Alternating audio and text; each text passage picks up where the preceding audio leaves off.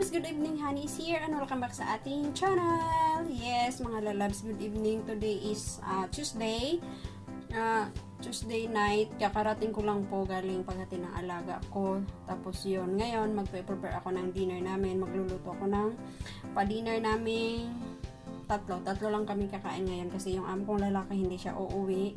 Tapos mag-overtime ata siya. Tapos yung babae lang yung uuwi ngayong gabi. At mga 7, susunduin ko naman yung alaga ko kasi may piano lesson na naman siya dito sa bahay. Buti na lang yung ano niya, instructor, yung taga-turo niya is pupunta dito sa bahay ngayong gabi. So ngayon mga lalabs, ngayong gabi magkwentuhan tayo. Ang ating topic is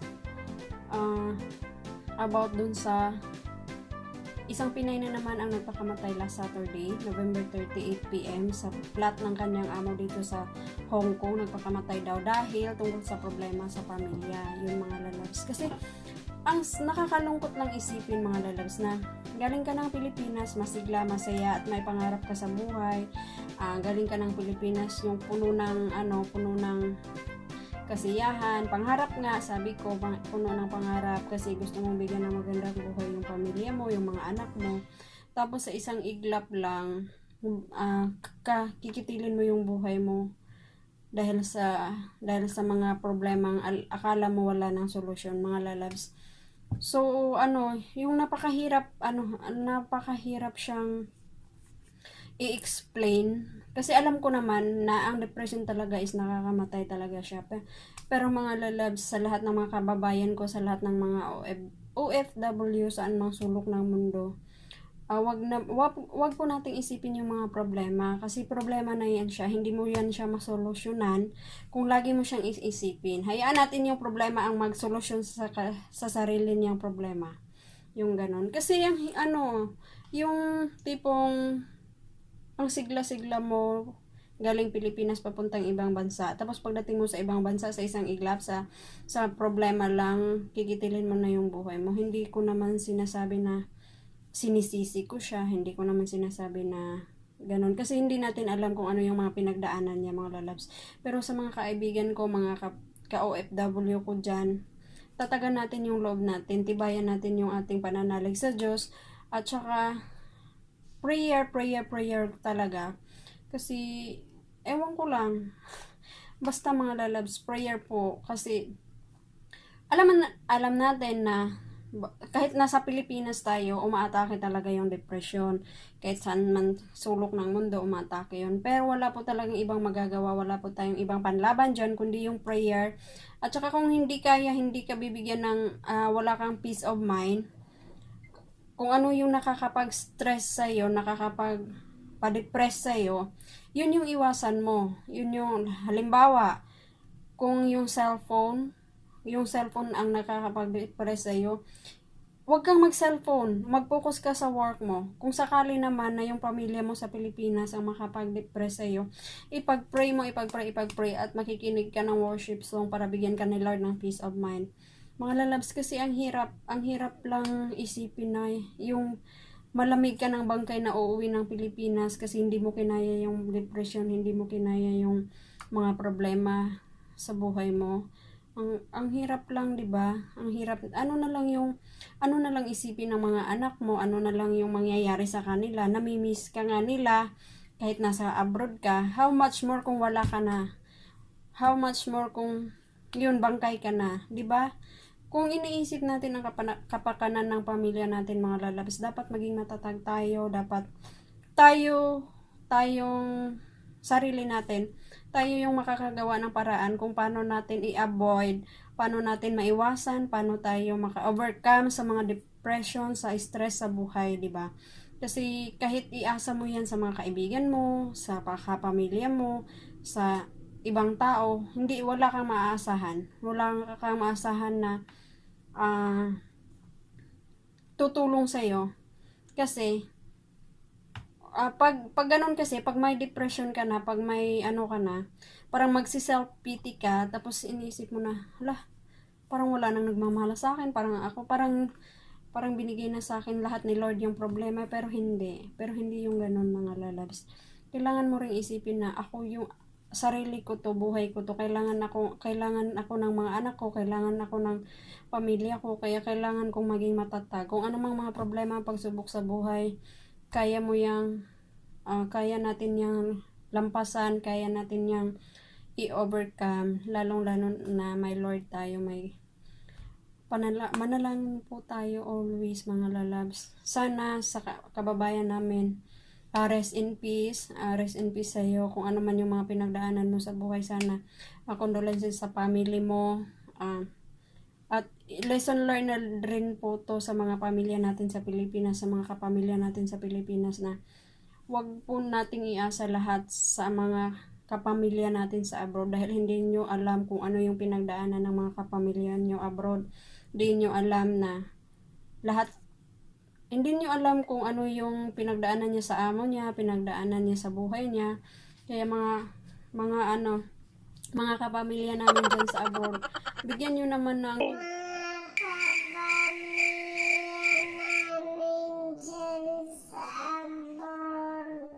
konting atensyon yung mga kapamilya nyo, kung kumusta na sila, kumustahin nyo naman.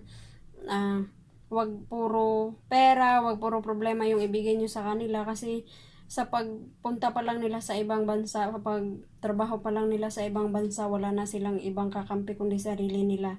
Kaya kailangan din natin silang kumustahin, kailangan din natin silang tanungin kung kumusta na ba sila, ano na ba, at ipag-pray din natin sila, kasi mga lalabs, mahirap talagang adjustment, yung pinakamahirap na adjustment, lalo na kung mag-homesick ka, dadagdagan pa ng problema, tapos yun, 'di ba, ang sakit-sakit lang, ang sakit-sakit na, ang sigla-sigla, ang saya-saya mo, galing kasi may pangarap ka nga, may gusto kang abutin para sa pamilya, mga anak mo, sa isang iglap mawawala ka.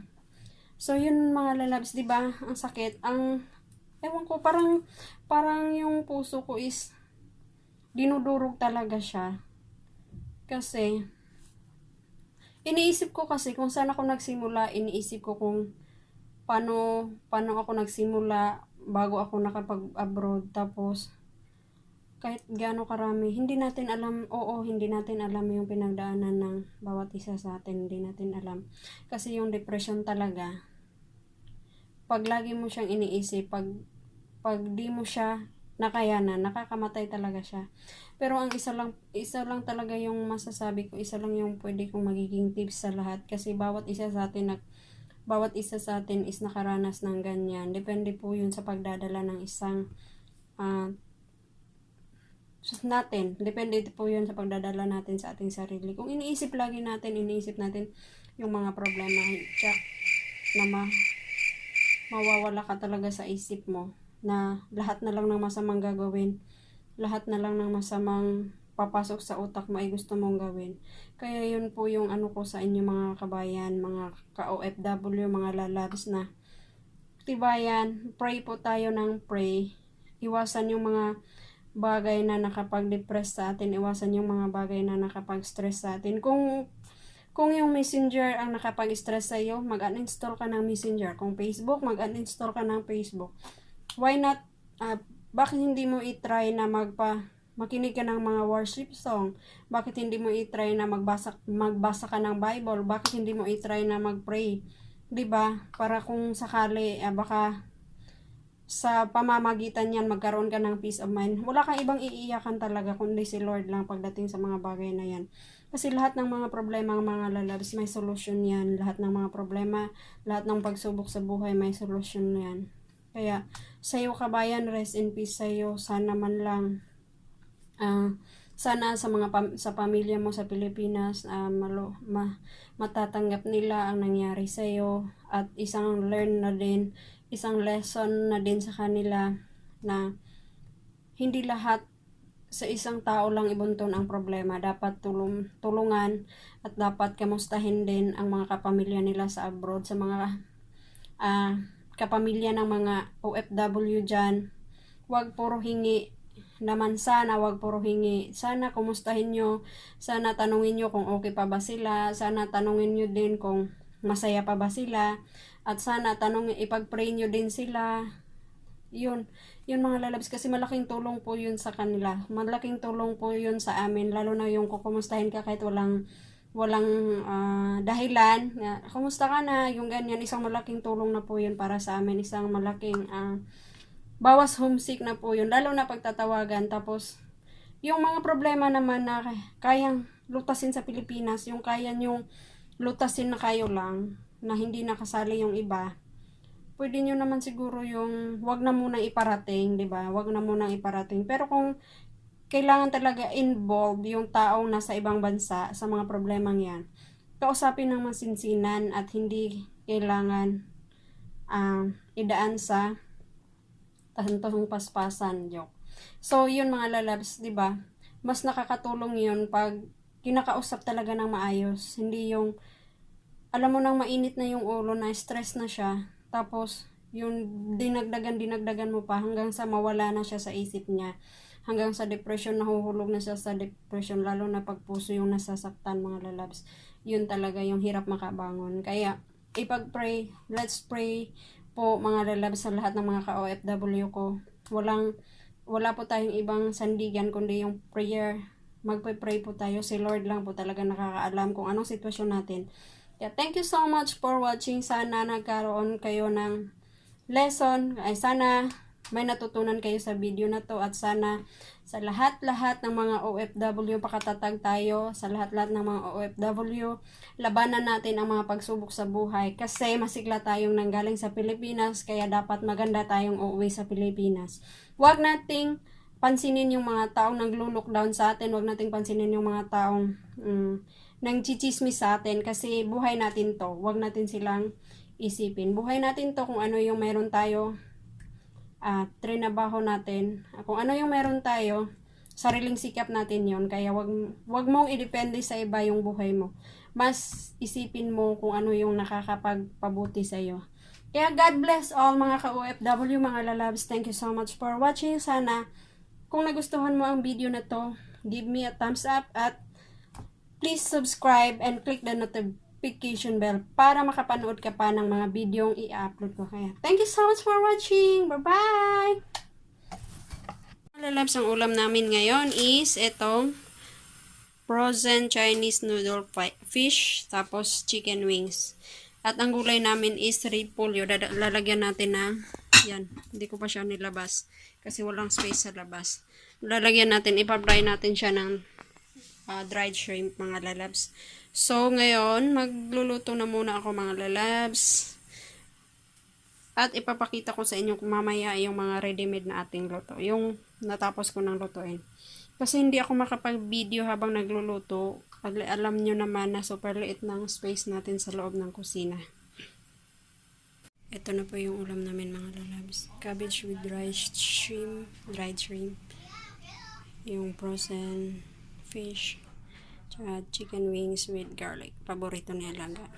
Tara, kain tayo!